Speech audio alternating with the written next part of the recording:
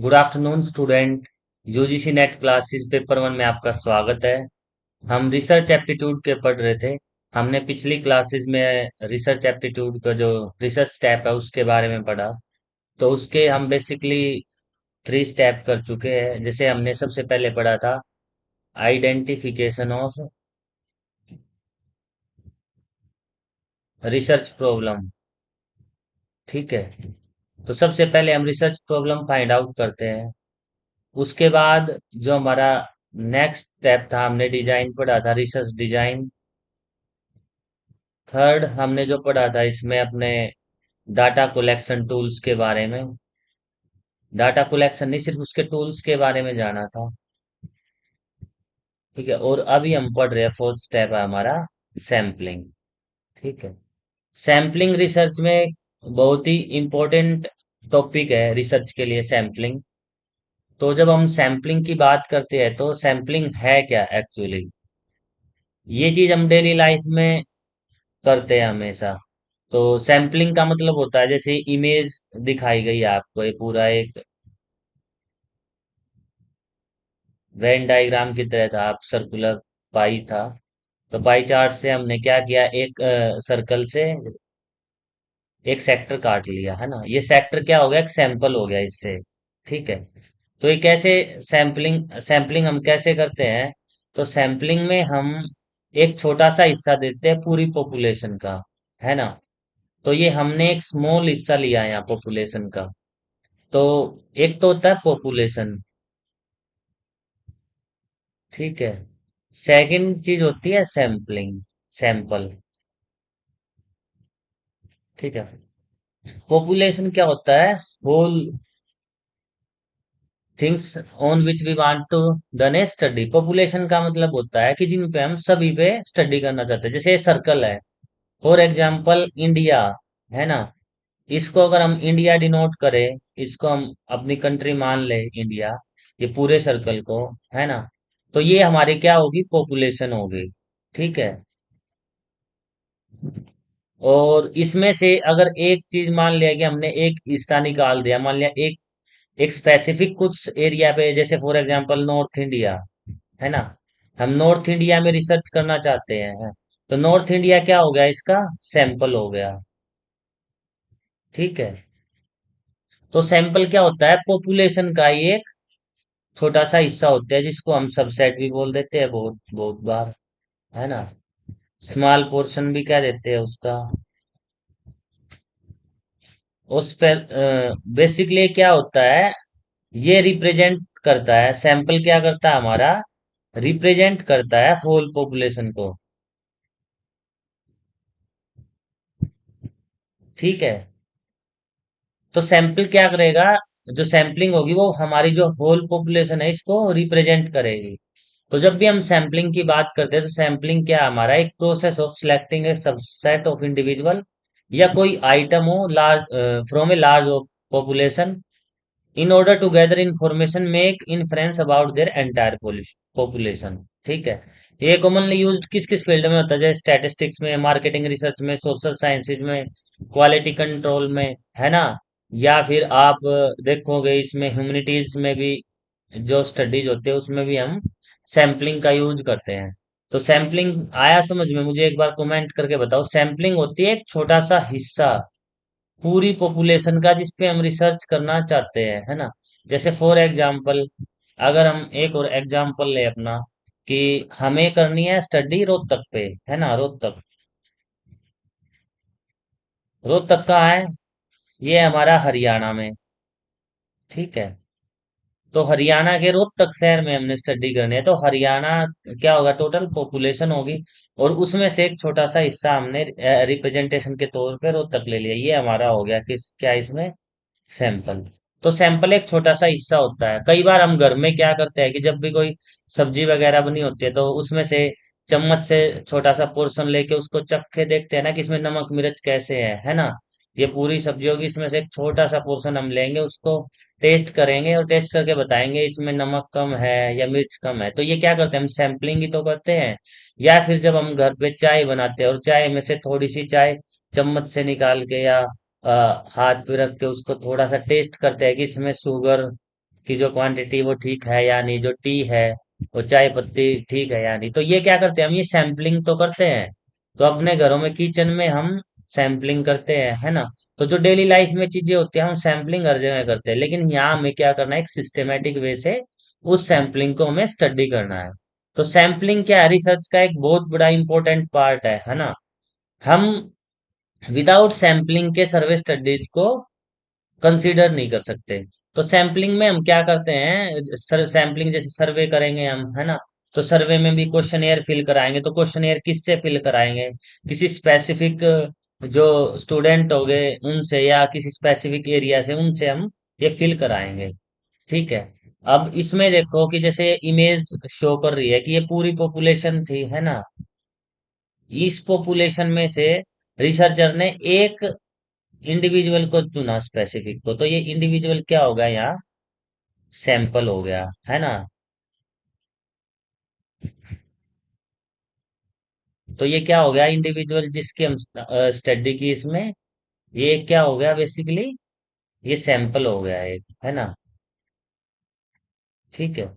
और ये जो सभी है ये क्या हो गई, पॉपुलेशन, है ना।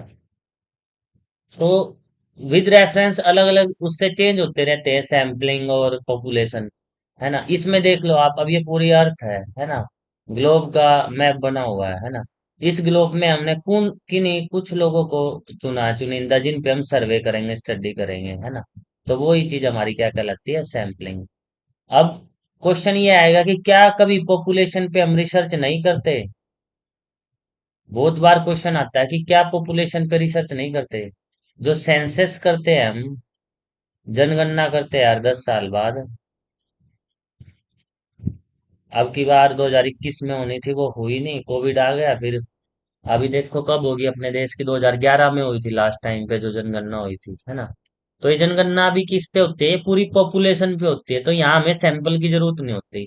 तो बहुत बार क्वेश्चन आता है कि जो रिसर्च होल पॉपुलेशन पे हो उसको क्या बोलते हैं, हम सेंसस बोलते हैं। या ऐसे पूछ लेंगे, सेंसस में हम सैंपलिंग लेते हैं, पूरी पॉपुलेशन पे रिसर्च करते हैं, या हाफ पॉपुलेशन पे रिसर्च करते हैं, वन थर्ड पे, टू थर्ड पे। तो हमें इसका आंसर लगा के आना है कि जो हम पूरी पॉपुलेशन पे जो रिसर्च करेंगे उसको हम,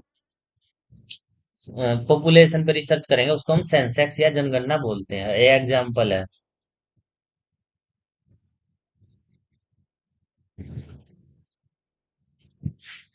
ठीक है। बिल्कुल। आज और ये शायद जो लेक्चर है ये सेकंड लास्ट लेक्चर है। इसके बाद हमारा रिसर्च का एक और लेक्चर होगा, है ना। उसके बाद हमारी रिसर्च कंप्लीट हो जाएगी, तो आपको पीडीएफ मिल जाएगी। तो मैंने भेज दी थी सर को, एक बार आप देख लेना, ठीक है। तो मुझे कमेंट करके ये बताओ कि आपको इस सैम्पलिंग और पॉपुलेशन का जो कॉन्सेप्ट है ये समझ में आया। क्योंकि आपको हर बार एग्जाम में पूछते हैं, इससे क्वेश्चन आता है, एनटीए इससे हर बार क्वेश्चन पूछता है। मुझे एक बार कमेंट करके बताओ कि ये टॉपिक आपको समझ में आया या नहीं आया। ठीक है। तो इसमें हमने दो चीजें मेनली पढ़ी। एक तो है, हमने पढ़ी पॉपुलेशन, है ना, जो एक बड़ा पार्ट है। और इसका एक छोटा सा हिस्सा क्या है, सैम्पलिंग। ठीक है। ये इंपॉर्टेंट है हमारे लिए, ठीक है। अब बेसिकली हम पढ़ेंगे कितने टाइप की सैम्पलिंग होती है। यहाँ बेसिकली टू टाइप की सैम्पलिंग होती है ना। तो फर्स्ट होती है हमारी प्रोबेबिलिटी सैम्पलिंग, और सेकंड होती है हमारी नॉन प्रोबेबिलिटी सैम्पलिंग, है ना। तो प्रोबेबिलिटी सैम्पलिंग का क्या मतलब होता है, प्रोबेबिलिटी सैम्पलिंग का मतलब होता है जिसमें इक्वल चांस हो पिक करने के या सिलेक्ट होने के, है ना। इक्वल चांस ऑफ सिलेक्शन हो इन रिसर्च, तो वो होती है प्रोबेबिलिटी सैम्पलिंग। और नॉन प्रोबेबिलिटी का मतलब क्या होता है, जहाँ अनइक्वल चांस ऑफ सिलेक्शन हो।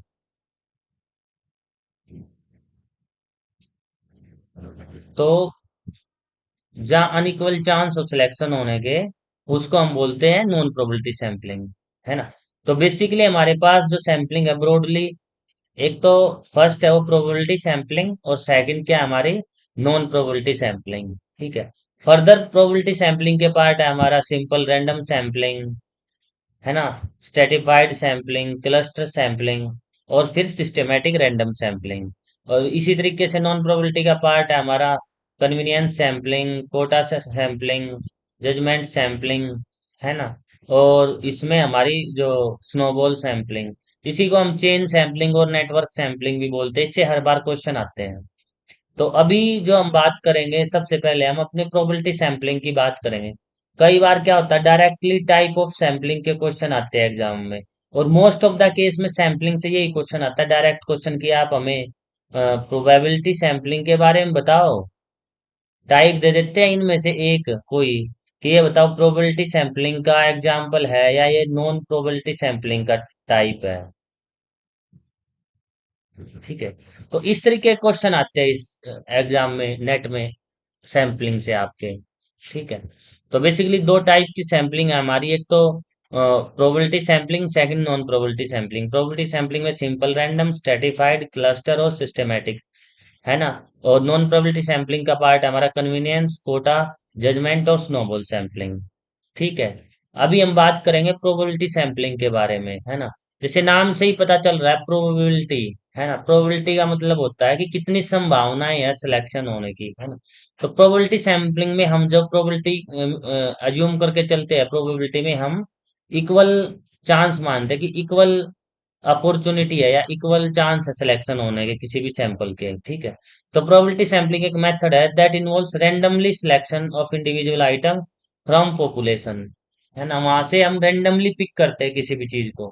और प्रोबेबिलिटी सैम्पलिंग में every member of the population has known and zero chance of being include the sample. तो इसमें ये कह रहा है कि हर जो सैंपल होगा उसके इक्वल चांस होंगे, है ना। और नॉन जीरो चांस का मतलब है कि ऐसा कोई चांस नहीं होगा कि जब उसका वो सिलेक्ट नहीं होता। तो जित फॉर एग्जांपल अगर हमने 100 बार कोई सैंपल पिक किया तो 100 बार ही चांस है हर एक मेंबर के वहां से सिलेक्ट होने के, है ना।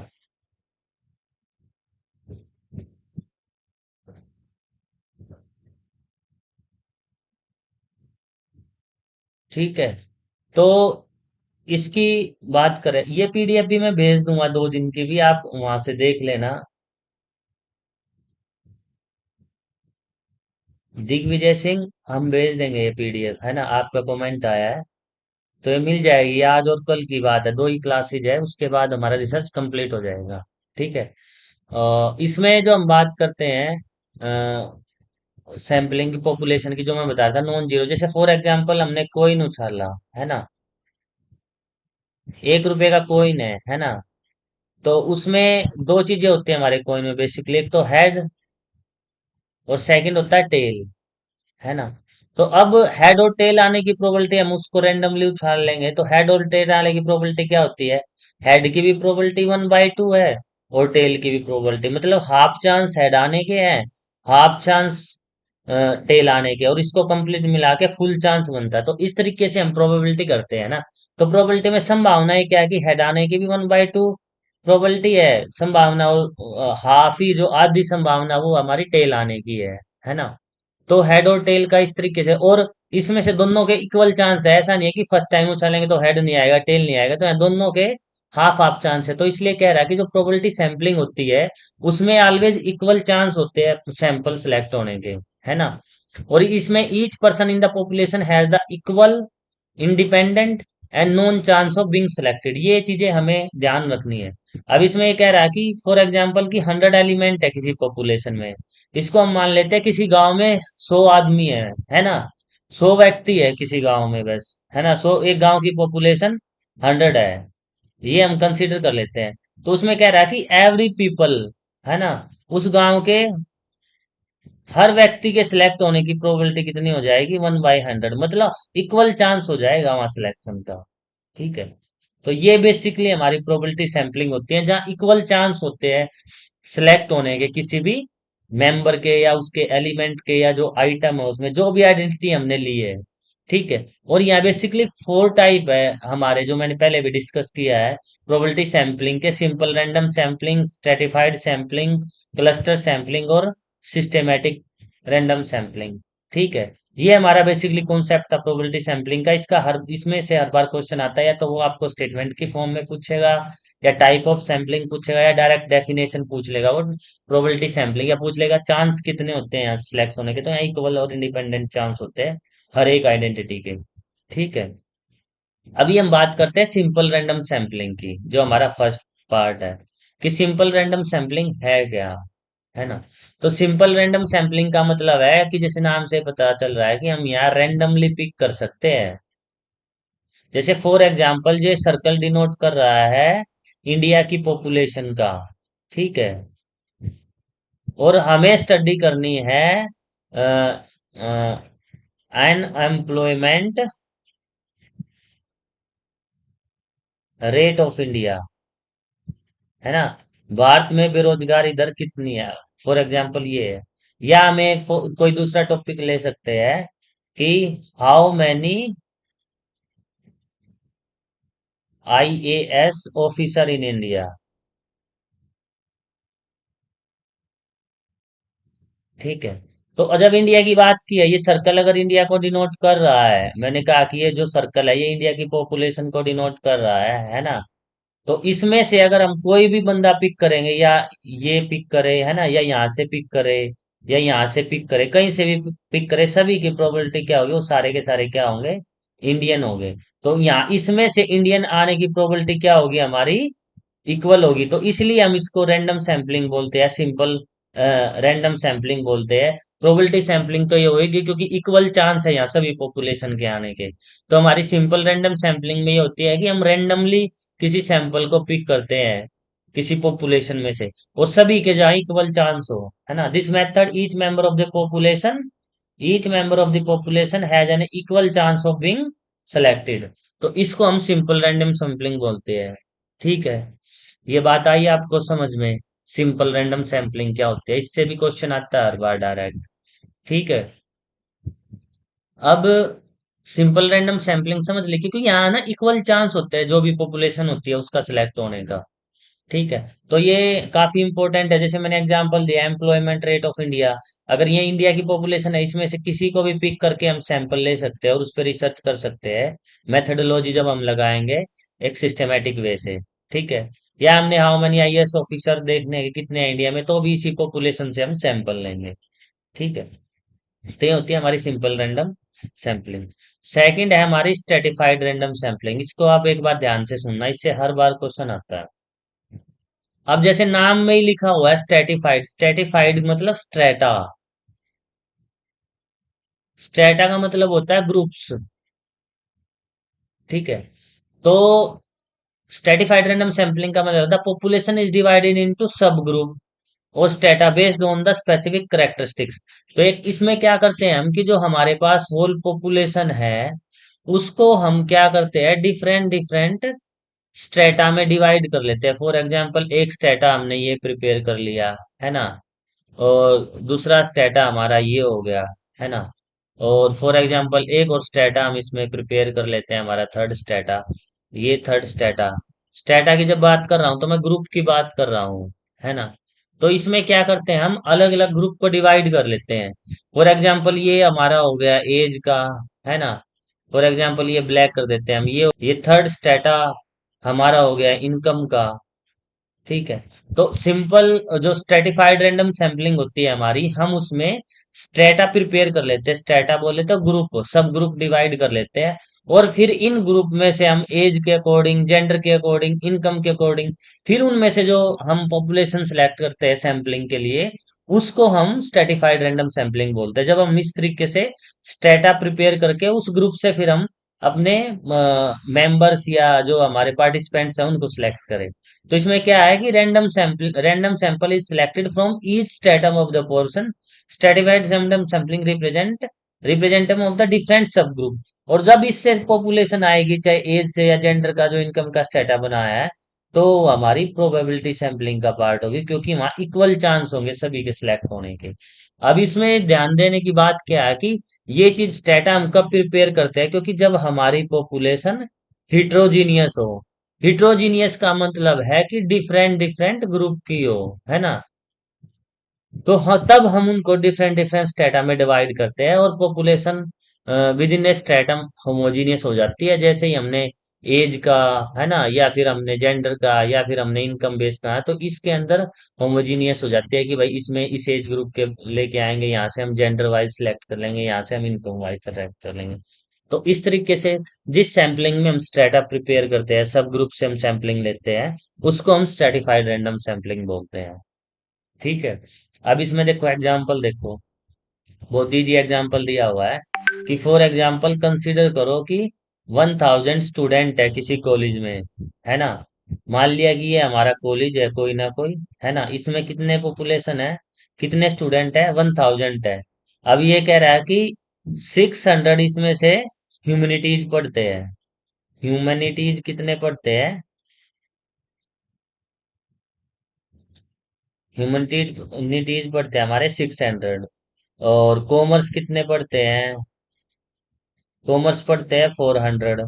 ठीक है।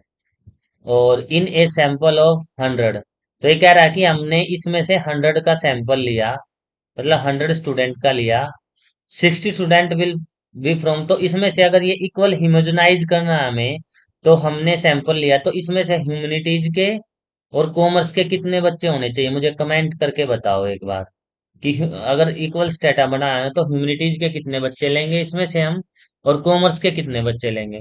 क्योंकि हमारे पास क्या है, टोटल 1000 स्टूडेंट है, जिसमें से 600 हमारे ह्यूमैनिटीज के हैं और कॉमर्स के हमारे 400 है। और हमें स्टेटा बना लिया हमने, किस किस पे अलग अलग स्टेटा हो गया, हमारा ह्यूमैनिटीज से बच्चे सिलेक्ट करने हैं हमने और कॉमर्स से सिलेक्ट करने हैं। और सिर्फ हमने 1000 में से 100 लेने हैं, है ना। तो हमें क्योंकि प्रोबेबिलिटी सैंपलिंग है यहाँ, इक्वल चांस होना चाहिए सिलेक्ट होने का। तो ये बताओ हम जो ह्यूमैनिटीज में कितने बच्चे होंगे यहाँ, है ना, सिलेक्ट ह्यूमैनिटीज में, और कॉमर्स में कितने बच्चे सिलेक्ट होंगे, ताकि वो हमारी systematic sorry stratified random sampling का एग्जाम्पल हो सके। मुझे कमेंट करके बताओ एक बार आप कि कितने होंगे हमारे बेसिकली।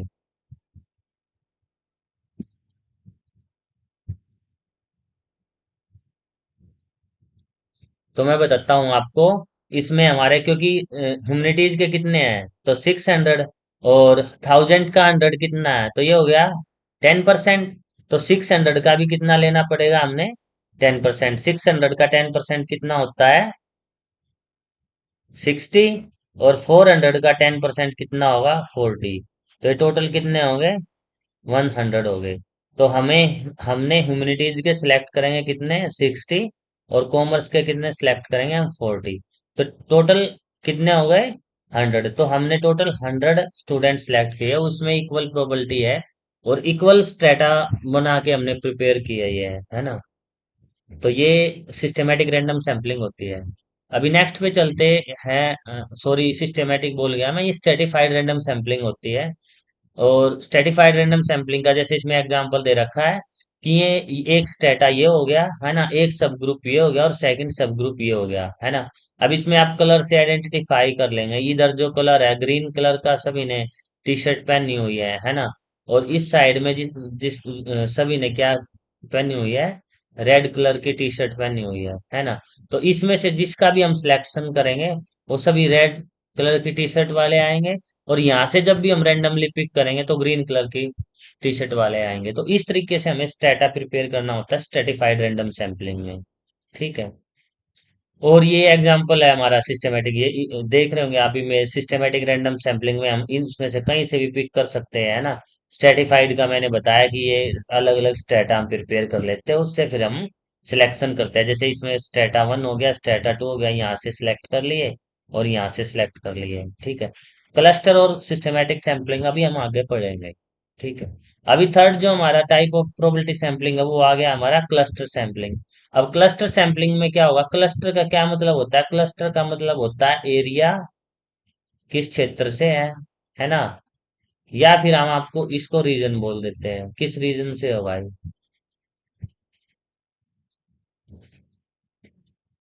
ठीक है। तो इसमें कौन सा एरिया आपका, कौन सा क्षेत्र है, तो ये हमारा क्लस्टर का मतलब होता है ना। क्लस्टर का मतलब ये रीजन होता है। ठीक है। जैसे कहते हैं ना रीजनलिज्म, क्षेत्रवाद, कुछ वही वाला रीजन है यहाँ। RESAN वाला नहीं है, जिसका मतलब कि रीजन होता है, कोई कारण होता है। ठीक है। तो क्लस्टर सैंपलिंग में क्या होता है कि ऑलरेडी पॉपुलेशन अपने एरिया में डिवाइड होती है। तो divided population divided into cluster groups, such as geographic area में हो या स्कूल लेवल पे हो, है ना। तो a random sample of clustered is selected and all individual with in the selected cluster is included in the sample. तो इसमें क्या होगा कि जो भी हम उस क्लस्टर से उठाएंगे वो हमारा सिस्टमेटिक सॉरी रैंडम सैंपलिंग में आएगा। The simple and stratified sampling is adopted in situation when population size is large.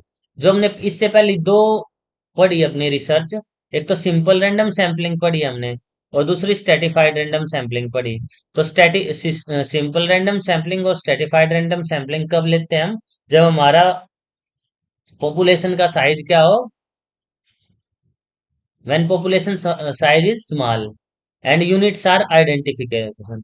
But population large हो तो हम किसके लिए जाते हैं? क्लस्टर सैंपलिंग के। तो बहुत बार पूछता है कि जिसमें लार्ज पॉपुलेशन होती है वो कौन से टाइप की सैंपलिंग होती है, हर बार नेट में पूछता है वो, है ना। तो लार्ज पॉपुलेशन हमारी क्लस्टर सैंपलिंग और स्मॉल पॉपुलेशन पे लगता है हमारा सिंपल और स्ट्रेटिफाइड सैंपलिंग। ये दो टाइप की सैंपलिंग लगती है, ठीक है। अब हम एक एग्जांपल देख लेते हैं इसमें। एग्जांपल क्या है कि एक नेशनल लेवल का सर्वे करना है हमें। तो जब हमें नेशनल लेवल का सर्वे करना है तो हम सबसे पहले क्या करेंगे? नेशनल से हम स्टेट पे जाएंगे, पहले स्टेट सेलेक्ट करेंगे। स्टेट सेलेक्ट करने के बाद हम क्या करेंगे? डिस्ट्रिक्ट सेलेक्ट करेंगे, है ना। डिस्ट्रिक्ट सेलेक्ट करने के बाद हम ब्लॉक पे जाएंगे, है ना। ब्लॉक कौन सा ब्लॉक है? ब्लॉक के बाद हम क्या करेंगे? विलेज सेलेक्ट करेंगे, है ना। तो इस तरीके से हमने क्या कर लिए, ये क्लस्टर ऑलरेडी डिवाइडेड है पॉपुलेशन के और हमने इससे सैंपल। तो हम फॉर एग्जांपल हमें इंडिया में रिसर्च करनी है ना। तो इंडिया की किसी स्टेट को सिलेक्ट करेंगे, जैसे हमने हरियाणा, उत्तर प्रदेश, पंजाब, है ना, बंगाल, केरला, तमिलनाडु, इस तरीके से सिलेक्ट। फिर इनके फर्दर डिस्ट्रिक्ट सिलेक्ट कर ले, उनके फर्दर ब्लॉक और फर्दर विलेज। तो इस तरीके की जब हम सैंपलिंग करते हैं तो वो हमारी क्लस्टर सैंपलिंग का पार्ट होती है, ठीक है। और क्लस्टर सैंपलिंग को ही हम बोलते हैं, बहुत बार पूछ लिया जाता है एग्जाम में कि मल्टी स्टेज सैंपलिंग किसको बोलते हैं? क्लस्टर सैंपलिंग को मल्टी स्टेज सैंपलिंग बोलते हैं, क्योंकि इसमें क्या है कि एक के बाद एक स्टेज होती है ना।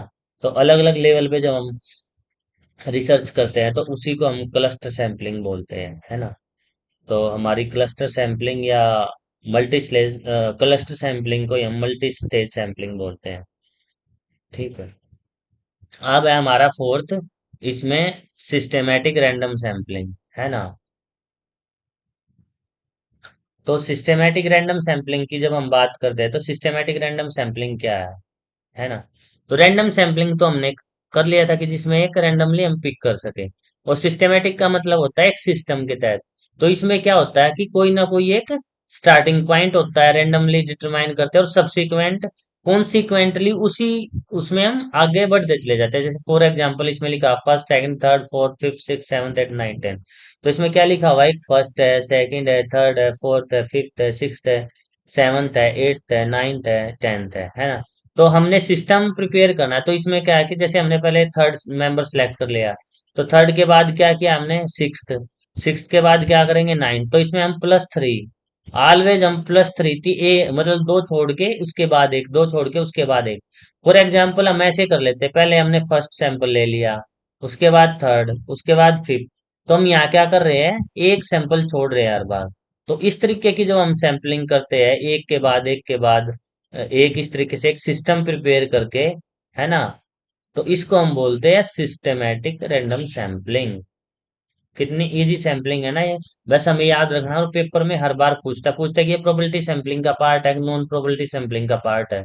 तो ये नॉन प्रोबेबिलिटी सैंपलिंग का पार्ट है हमारा, है ना। तो सिस्टेमैटिक सैंपलिंग में एक सिस्टम से प्रिपेयर कर सकते हैं। सेकंड, हम ये ऐसे भी सिलेक्ट कर सकते थे, ठीक है। जैसे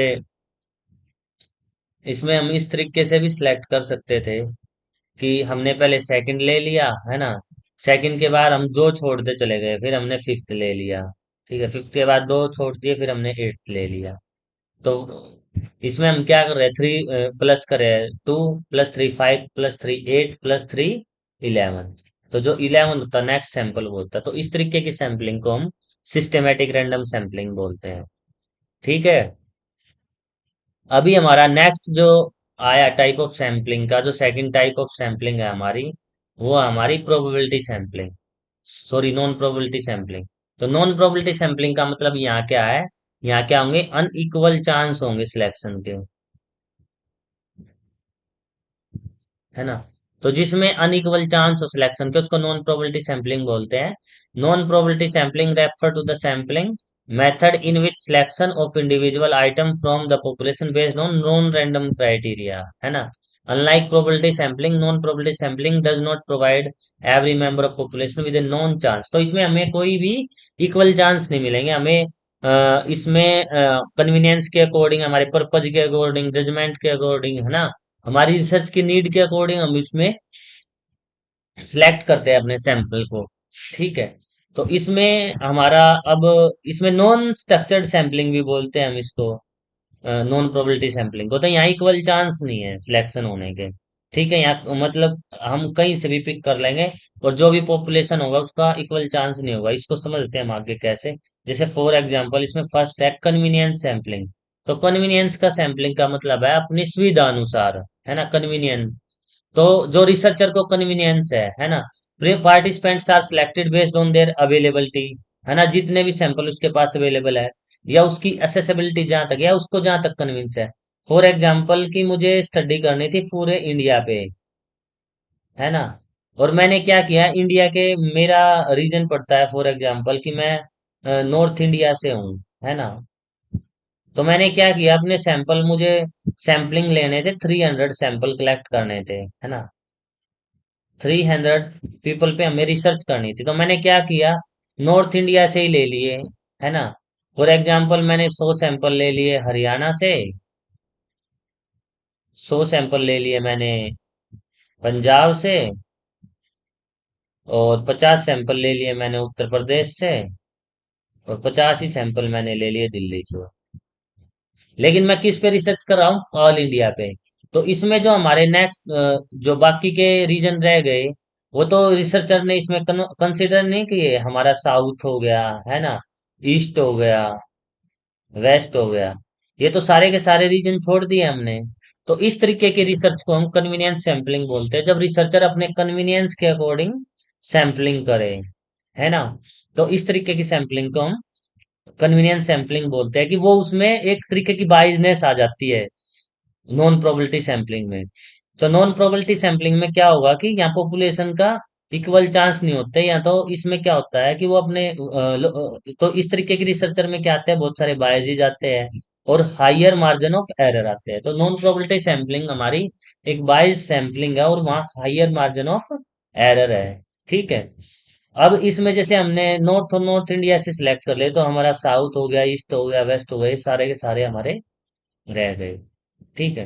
तो रिसर्चर ने क्या किया, ये रिसर्चर था, अगर आप इस इमेज में देख पा रहे हो, तो इस रिसर्चर ने क्या किया, अपनी कन्वीनियंस के अकॉर्डिंग, है ना, ये अपने आसपास के भी जो लोग थे इनसे ही डाटा कलेक्ट कर लिया, और ये बाहर के जितने भी ये लोग थे, ये इन्होंने छोड़ दिए, इस पेरिफेरी के जितने बाहर के थे वो सैंपल इसने लिया ही नहीं। तो इसने अपनी कन्वीनियंस के अकॉर्डिंग लिया।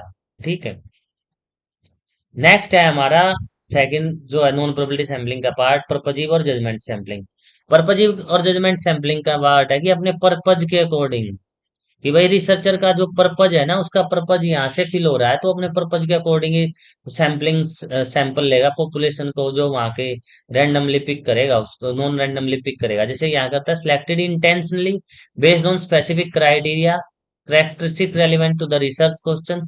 Researcher purposefully choose the participant who pose the desired quality of expertise. अब फॉर एग्जाम्पल, इस तरीके की रिसर्च करते हैं हिस्टोरिकल रिसर्च में, जो पर्पजिव सैम्पलिंग हो या जजमेंट सैम्पलिंग हो, अपने पर्पज के अकॉर्डिंग करते हैं। जैसे फॉर एग्जाम्पल, मुझे करते हैं, करनी है मिडीवल हिस्ट्री पे, है ना, रिसर्च। और मिडिवल हिस्ट्री में मैं क्या करूंगा, हो सकता है कि मेरा ए राइटर है और बी राइटर है, यही मेरे मनपसंद राइटर है, और इन्हीं की मैंने बुक उठाई, दो दो तीन तीन बुक उठाई इन्हीं की, दो इसकी ले ली, दो इसकी ले ली, और इसी को मैंने इंटरप्रेट करके अपनी थीसिस में लिख दिया। लिटरेचर में बहुत सारी स्टडी इसी तरीके से होती है ना। तो हिस्टोरिकल जब भी हम रिसर्च करते हैं वो हमारी क्या कहलाती है, परपजीवर जजमेंट सैंपलिंग करते हैं हम इस टाइप के रिसर्च में। ठीक है। तो हमारी जो पर्पज और जजमेंट सैंपलिंग है इसमें रिसर्चर अपने पर्पज के अकॉर्डिंग है ना, और उसके उसका अपना जजमेंट होता है, इसमें कोई भी वो साइंटिफिक या सिस्टमेटिक लॉजिक नहीं लगाता। वो अपने आसपास के जो रिसर्चर है वहीं से डाटा कलेक्ट करके उसके अनुसार वो डाटा इकट्ठा कर लेता है। ठीक है। ये बात आई समझ में आपको? अ- अभी नेक्स्ट है हमारा कोटा सैंपलिंग। अब कोटा सैंपलिंग में भी क्या होता है कि researcher quota based specific characteristic होता है, जैसे एज का हो गया, जेंडर का हो गया, है ना, ऑक्यूपेशन का होगा। देन सिलेक्ट पार्टिसिपेंट ऑन मीज दिस कोटा, जैसे for example specific age group के, तो जैसे 10 जिनकी एज है वही मुझे लेने हैं, मेल मेल का डाटा लेना, ऑक्यूपेशन का भी भाई जो गवर्नमेंट जॉब पे है ना, उन उनका डाटा मुझे लेना है। तो हम क्या कर रहे हैं, ऑलरेडी एक कोटा सिलेक्ट कर रहे हैं कि हम सैंपल कैसे लेंगे, जो जिसकी सॉरी 10 मैंने लिख दिया तो गवर्नमेंट जॉब यहाँ फिट नहीं बैठे, इसको कर लेते हैं हम यहाँ 40, कि एज हमने सेलेक्ट कर ली 40, और जेंडर हमने सेलेक्ट कर लिया क्या उसका मेल, और गवर्नमेंट जॉब सेलेक्ट कर ली हमने ऑक्यूपेशन में। तो हम वही पॉपुलेशन लेंगे जो जिसकी 40 प्लस कर लेते हैं, 40 प्लस एज हो, है ना, वो मेल हो, है ना, और उसके पास गवर्नमेंट जॉब हो। तो इसमें 40 से कम वाले रह गए, सारे की सारी पॉपुलेशन फीमेल रह गई, है ना, और जो हमारा ट्रांसजेंडर है और थर्ड जेंडर वो रह गए सारे क्वीर वगैरह। और इसमें जो हमने गवर्नमेंट जॉब थे, नॉन गवर्नमेंट जॉब वाले सारे रह गए। तो हमने एक तरीके की नॉन प्रोबेबिलिटी सैंपलिंग हुई ना, यहाँ यहाँ इक्वल चांस नहीं है ना सिलेक्ट होने की, भाई जब 40 प्लस सभी है, हम उनको नहीं ले रहे ना, उनमें भी हम मेल को ले रहे हैं, और जो सिर्फ गवर्नमेंट जॉब पे है उनको ले रहे हैं। तो इस तरीके की सैंपलिंग को हम कोटा सैंपलिंग बोलते हैं, जब हम पहले ही ये एक पोर्शन स्पेसिफिक पोर्शन यहाँ डिसाइड कर देते हैं कि इससे ज्यादा हम डाटा नहीं लेंगे। तो इस तरीके की सैंपलिंग को कोटा सैंपलिंग बोलते हैं, और ये भी हर बार एग्जाम में पूछी जाती है हमसे। ठीक है। अभी नेक्स्ट है हमारा, इसमें फोर्थ जो सैंपलिंग हमारी स्नोबॉल सैंपलिंग। स्नोबॉल सैंपलिंग को हम चेन सैंपलिंग और नेटवर्क सैंपलिंग भी बोलते हैं, है ना। तो स्नोबॉल सैंपलिंग को हम नेटवर्क और चेन सैंपलिंग भी बोलते हैं, है ना। ये मेडिकल फील्ड में ज्यादा होती है। कैसे कि few participants are selected on the basis of criteria, then they help identify and recruiting the additional participants for their social network, या उस तरीके से फॉर एग्जाम्पल कि हमें चेन सैंपलिंग क्यों बोलते हैं, कि हमें कोई एक डॉक्टर को किसी रिसर्च को मेडिकल फील्ड में रिसर्च करनी है, और उसको कुछ ऐसी यूनिक बीमारी है जो लाखों करोड़ों में होती है, जैसे स्टीफन हॉकिंग को थी, हमारे जो साइंटिस्ट थे स्टीफन हॉकिंग। ठीक है। तो इसमें क्या करता है कि डॉक्टर क्या करता है या जो रिसर्चर होता है वो क्या करता है कि इस तरीके का सैंपल है कि जिसको इस तरीके की डिजीज हो, तो मान लिया उसको ए पेशेंट मिल गया, है ना, तो ए से पूछेगा कि क्या आप ऐसे व्यक्ति को जानते हैं, तो वो बी का रेफरेंस दे देगा, बी तो वो हाँ मैं भी किसी को जानता हूँ, सी तो इस डी तो फिर वो डी का रेफरेंस दे देगा। तो इस तरीके से क्या होता है, चेन बनने शुरू हो जाती है ना।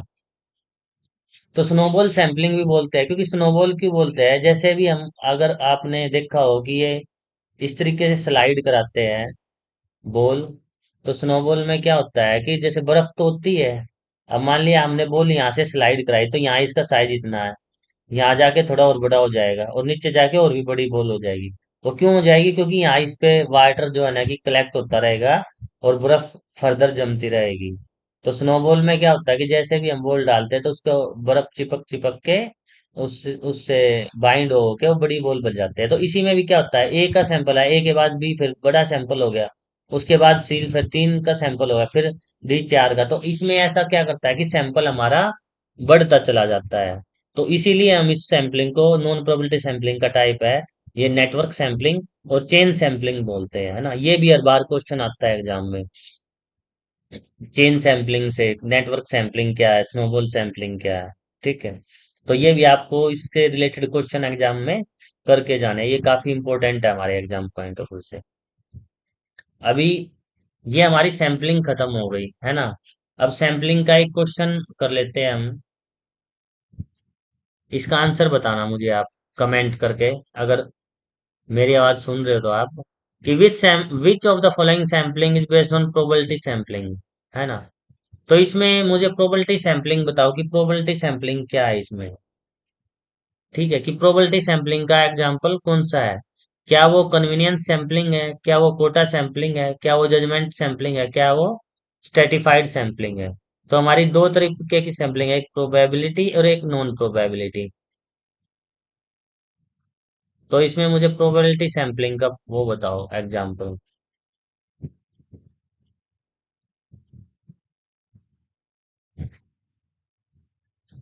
इससे हर बार एग्जाम में क्वेश्चन आता है, इससे रिलेटेड।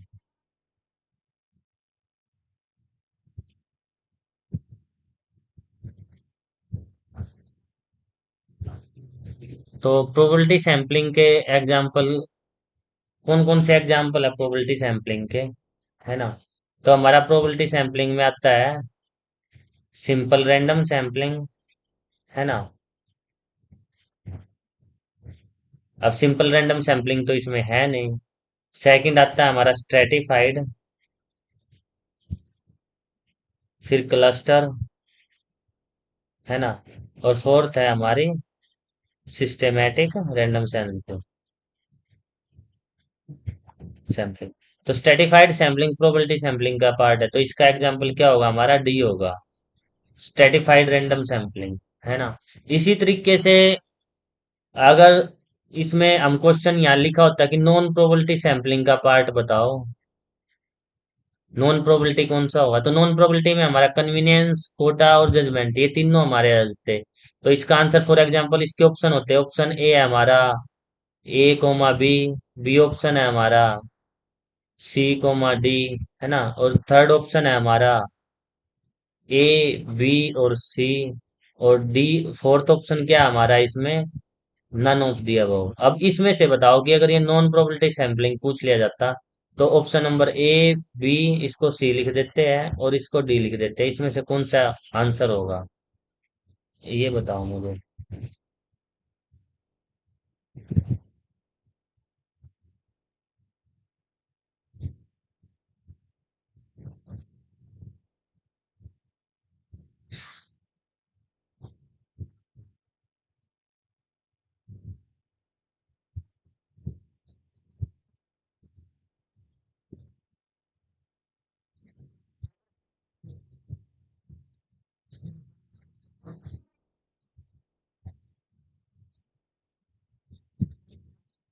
बिल्कुल आपने सही राइट आंसर दिया।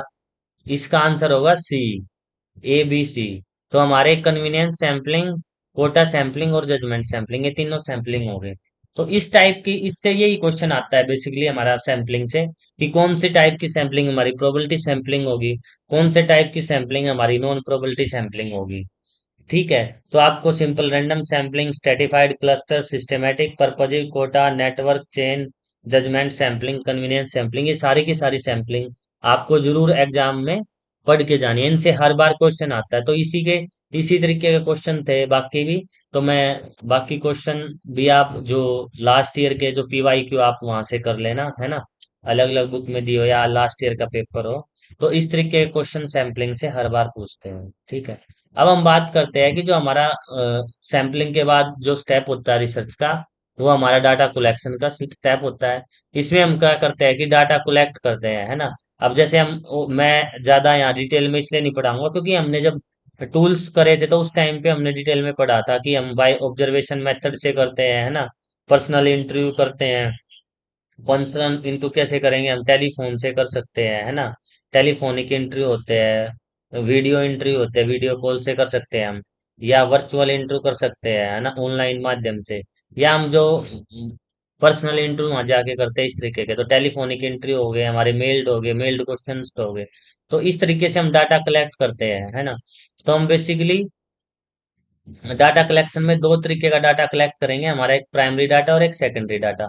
सेकेंडरी डाटा तो हम बुक्स वगैरह से इकट्ठा कर लेंगे, जो प्राइमरी डाटा कलेक्ट करते हैं हम उसमें प्राइमरी डाटा हम सर्वे करके, है ना, सर्वे मेथड करके, है ना, ऑब्जर्वेशन से,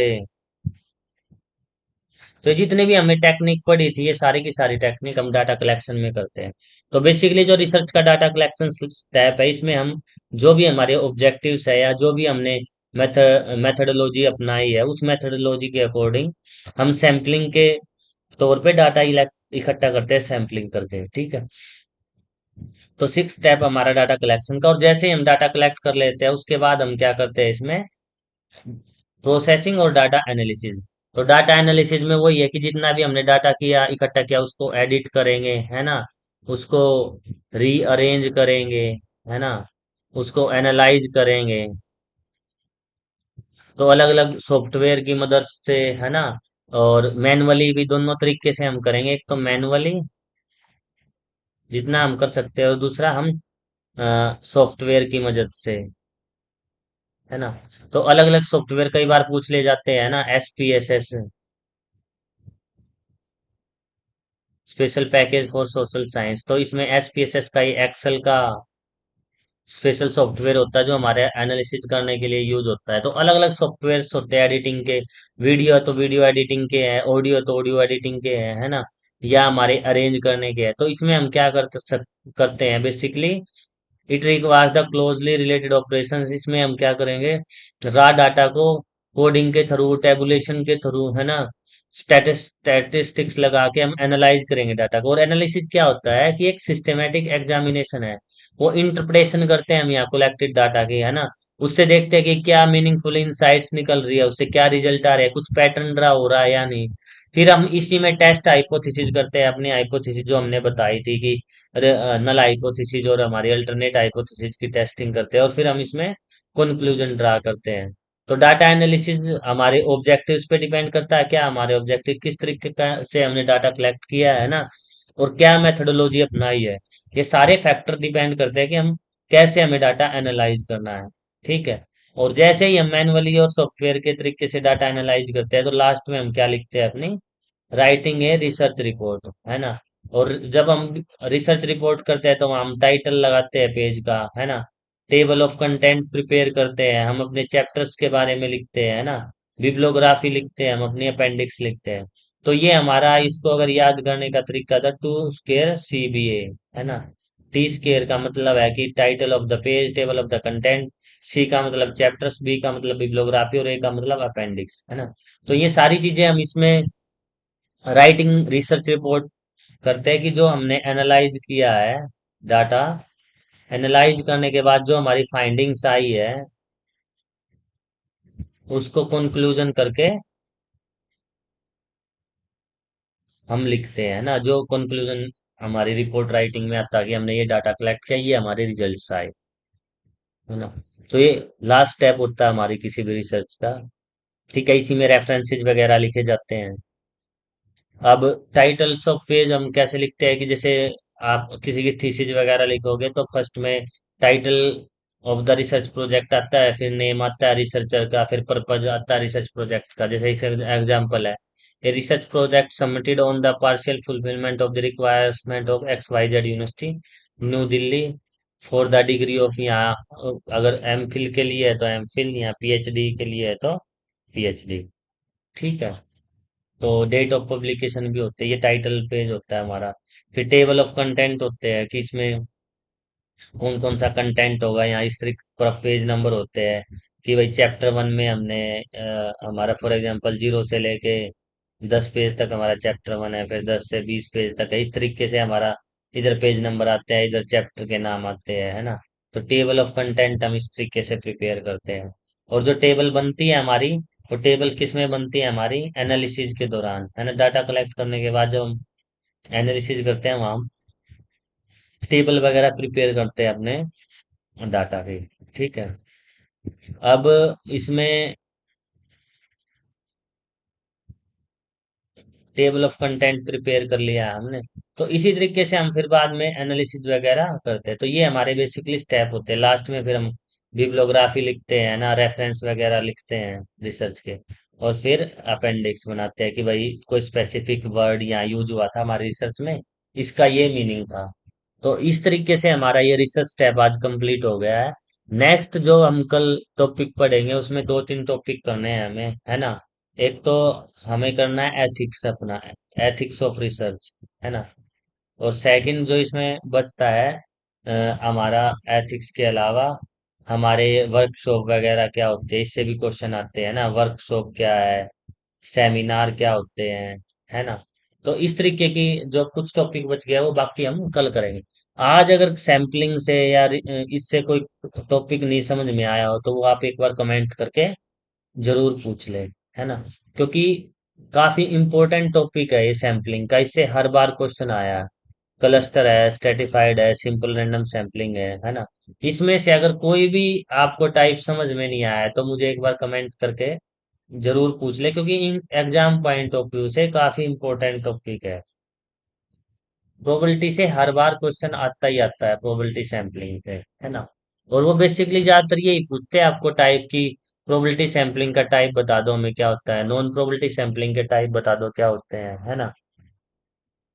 सिंपल रैंडम सैम्पलिंग क्या होती है हमारी, स्ट्रेटिफाइड रैंडम सैम्पलिंग क्या होती है ना। तो बेसिकली वो इनसे ही पूछते हैं। और क्योंकि स्मॉल पॉपुलेशन पे सर्वे करनी है तो ये हमने पढ़ा था, हम सिंपल रैंडम सैम्पलिंग और स्ट्रेटिफाइड सैम्पलिंग। अच्छा, क्लस्टर सैम्पलिंग के बारे में बता दूं। क्लस्टर सैम्पलिंग होता है एरिया से रिलेटेड, क्लस्टर का मतलब ही एरिया होता है ना। और क्लस्टर सैम्पलिंग हम क्या करते हैं जहाँ पॉपुलेशन का साइज लार्ज हो। जैसे ऑल इंडिया पे रिसर्च करनी है हमने, जैसे मैंने बताया था, फॉर एग्जाम्पल हमें रिसर्च करनी है, यही एग्जाम्पल लेते हैं, एम्प्लॉयमेंट रेट ऑफ इंडिया। जब हम अनएम्प्लॉयमेंट रेट ऑफ इंडिया करेंगे तो पूरे के पूरे इंडिया का तो हम रिसर्च नहीं कर सकते ना। ये जो हमारा पूरा इंडिया का एरिया ज्योग्राफिकल, हम यहाँ पूरी पॉपुलेशन पे रिसर्च नहीं कर सकते ना।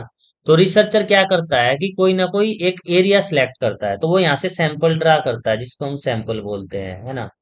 तो क्लस्टर सैंपलिंग में क्या हुआ कि इंडिया में सबसे पहले वो क्या सिलेक्ट करेगा, कुछ स्टेट सिलेक्ट करेगा, है ना। उस स्टेट का फिर कुछ डिस्ट्रिक्ट लेगा,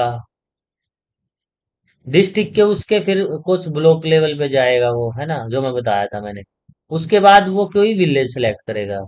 तो ऐसे कर करके वो नॉर्थ इंडिया से, साउथ इंडिया से, ईस्ट से, वेस्ट से अलग अलग जगह जगह सैंपल लेके, कुछ स्टेट लेके, उनमें से कुछ डिस्ट्रिक्ट, तो इस तरीके से डाटा कलेक्ट करता है। तो क्लस्टर सैंपलिंग हमारी बेसिकली कहाँ लगती है, एक तो हमारी जहाँ पॉपुलेशन हमारी क्या हो, लार्ज हो। दूसरा, इसमें ऑलरेडी क्लस्टर्स में, क्योंकि इंडिया में स्टेट और डिस्ट्रिक्ट ये तो ऑलरेडी बटे हुए हैं ना, ऑलरेडी पता हमें, तो यहाँ ऑलरेडी क्या है, ऑलरेडी क्लस्टर बने हुए हैं, जो क्लस्टर या ग्रुप्स बने हुए हैं ज्योग्राफिकल एरिया से, है ना। तो ज्योग्राफिकल एरिया का डिविडेंट पहले ही है हमारे पास, तो हमारे पास स्टेट है, उसके उस डिस्ट्रिक्ट है, फिर ब्लॉक, फिर विलेज। तो इस तरीके से जब हम एरिया स्पेसिफिक होके कोई रिसर्च करते हैं, है ना, एरिया के बेस पे सिलेक्ट करते हैं, तो उस रिसर्च को हम बोलते हैं क्लस्टर सैंपलिंग, है ना। तो ये नेशनल लेवल के सर्वे होते हैं, बेसिकली जो जितने भी नेशनल लेवल के सर्वे होते हैं वो सारे के सारे क्लस्टर सैंपलिंग का पार्ट होते हैं। ठीक है, ये बात आई आपको समझ में? अगर नहीं आई है तो दोबारा बताओ कमेंट करके, मैं एक बार फिर दूसरे एग्जांपल से एक्सप्लेन कर दूंगा, है ना। इसमें बस यही है कि हमें अलग अलग जो एरिया है उस पे रिसर्च करनी होती है, और वो एरिया एरिया ऑलरेडी डिवाइड है हमारे स्टेट के लेवल के, डिस्ट्रिक्ट, ब्लॉक और विलेज, है ना। तो इस तरीके से हम कुछ स्टेट सेलेक्ट कर लेंगे पूरे इंडिया से, कुछ डिस्ट्रिक्ट उसमें से, फिर कुछ विलेज, और उन विलेजेस पे हम फिर डाटा कलेक्ट करेंगे और फिर अपने रिसर्च में उसका एनालिसिस कर देंगे। ठीक है। तो क्लस्टर सैंपलिंग एक एरिया स्पेसिफिक होती है। कोई और टॉपिक आपको समझ में समझना हो, क्लस्टर सैंपलिंग। और जो स्ट्रेटिफाइड सैंपलिंग होती है, स्ट्रेटिफाइड सैंपलिंग में हम ग्रुप बनाते हैं। क्लस्टर सैंपलिंग और स्ट्रेटिफाइड सैंपलिंग में यही डिफरेंस है कि स्ट्रेटिफाइड सैंपलिंग में हमें ग्रुप अलग क्रिएट करने पड़ते हैं, चाहे वो एज के बेस पे क्रिएट करे, है ना, चाहे वो जेंडर के बेस पे अलग करे, है ना, चाहे फिर हम इसमें वो इनकम के बेस पे हम उनको डिफरेंशिएट करें। तो अलग अलग हम इसमें स्टेटा खुद प्रिपेयर करते हैं। हमारी पॉपुलेशन क्या होती है इसमें, हिट्रोजीनियस, मतलब बराबर नहीं होती। और उसको हम होमोजेनाइज करते हैं, होमोजीनियस पॉपुलेशन क्रिएट करते हैं। फिर जब इनसे हम कुछ भी सिलेक्ट करेंगे डाटा तो वो हमारा क्या आएगा, रैंडम सैंपलिंग में आ जाएगा। ठीक है। तो स्ट्रेटिफाइड और क्लस्टर सैंपलिंग में ये डिफरेंस है कि स्ट्रेटिफाइड सैंपलिंग में हमें खुद स्टेटा प्रिपेयर करना पड़ता है, और क्लस्टर सैंपलिंग में ऑलरेडी ग्रुप्स डिवाइड होते हैं, बस हमें ज्योग्राफिकल एरिया के उसमें, और क्लस्टर सैंपलिंग में लार्ज पॉपुलेशन होती है ना। और हमारी स्ट्रेटिफाइड सैंपलिंग में स्मॉल पॉपुलेशन पे हम ये परफॉर्म करते हैं। ठीक है। तो ये हमारा बेसिकली सिस्टेमैटिक और रैंडम सैंपलिंग था। और कई बार क्वेश्चन आता है कि मल्टी स्टेज सैंपलिंग कौन सी रिसर्च को बोलते हैं, है ना।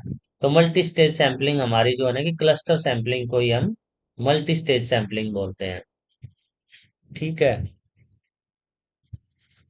और नॉन प्रोबेबिलिटी सैंपलिंग का मतलब यही है कि जहाँ अनइक्वल चांस हो किसी भी मेंबर के या एलिमेंट के सिलेक्ट होने के। ठीक है। और कन्वीनियंस के तो अपने कन्वीनियंस के अकॉर्डिंग पर्पज में जजमेंट। अच्छा, इसमें कोटा सैंपलिंग की हमने बात ही कर ली, कि जब हम स्पेसिफिक कोटा निर्धारित कर देते हैं कि हम इस एज के लेने हैं, इस एज में भी हमने मेल लेना है या फीमेल लेना है, उसके बाद भी हमने गवर्नमेंट जॉब वाले लेने हैं, नॉन गवर्नमेंट जॉब वाले। तो इस तरीके से जब हम डाटा प्रिपेयर करते हैं, तो वो हमारा कोटा सैंपलिंग है। क्लस्टर सैंपलिंग हमारी जो ये सैंपलिंग है हमारी, स्नोबॉल सैंपलिंग होगी या फिर हमारी नेटवर्क सैंपलिंग, स्नोबॉल सैंपलिंग को ही हम नेटवर्क सैंपलिंग बोलते हैं। ठीक है। और ये डाटा कलेक्शन के मेथड हमने बता ही दिए। ठीक है। तो बेसिकली इस तरीके के क्वेश्चन आएंगे आपके एग्जाम में, है ना। ये आपको करके जाने हैं एग्जाम पॉइंट ऑफ व्यू से। ठीक है। ये काफी इंपॉर्टेंट है आपके लिए। तो आज हम इतना ही करेंगे, बाकी हम कल नेक्स्ट क्लास में, जो भी हमारी नेक्स्ट क्लास होगी उसमें हम करेंगे, जो हमारे कुछ एक टॉपिक बचे हैं वैसे रिसर्च के, है ना। हमारा रिसर्च कंप्लीट हो जाएगा बेसिकली। तो आप इनके क्वेश्चन सोल्व करके देखना जो लास्ट ईयर में आए हैं, है ना। अगर कोई क्वेश्चन समझ में नहीं आए तो वो मुझे बताना, मैं आपको सोल्व कराऊंगा क्वेश्चन, है ना। कल कोशिश करेंगे कुछ क्वेश्चन भी सोल्व करेंगे जो हमारे प्रीवियस ईयर में क्वेश्चन आए हैं, पीवाई क्यू। उन पीवाई क्यूज को भी हम सोल्व करेंगे। ठीक है। तो आपने सिस्टेमेटिक वे से थ्योरी करनी है, कंप्लीट थ्योरी के बाद आपको क्वेश्चन करके देखने हैं। और जैसे ही क्वेश्चन कर लो, वहां कोई डाउट आओ तो फिर आपको थ्योरी में जाना है ना। और अगर कोई टॉपिक समझ में ना आए तो फिर मुझे बताना, मैं आपको वो एक्सप्लेन कर दूंगा, है ना। तो इस तरीके से हमारा रिसर्च कंप्लीट हो जाएगा। और रिसर्च में हमारी कोशिश रहेगी कि हम सभी के सभी जो क्वेश्चन, जितने भी क्वेश्चन आए वो सारे के सारे क्वेश्चन हमारे ठीक हो, कोई भी क्वेश्चन हमारा गलत ना हो। और वो कब ठीक होगा, जब हम ज्यादा से ज्यादा प्रैक्टिस करेंगे क्वेश्चंस की, और ज्यादा से ज्यादा हम थ्योरी रिवाइज करेंगे, है ना। तो क्वेश्चन करेंगे तो हमें पता चलेगा कि कौन सी थ्योरी हमारी मिस है, कौन सी हमें नहीं आता। ठीक है। तो आज के लिए इतना ही। Thank you very much to all of you to connect with us. और बाकी हम नेक्स्ट क्लास में पढ़ेंगे जो भी टॉपिक हमारे